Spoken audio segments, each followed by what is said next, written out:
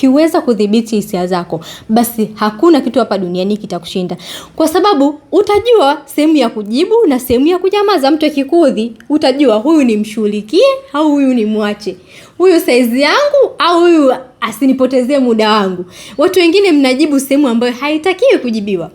Watu wengine mnapambana, mnatoa nguvu zenu sehemu ambayo mtu ungenyamaza tu na mtu asingekufanya chochote. Watu wengine mnashindwa kujicontrol kwenye pesa zenu kwa sababu hamna emotional intelligence kwenye pesa. Umeona tu kitu, ushavutwa na maisia, umenunua.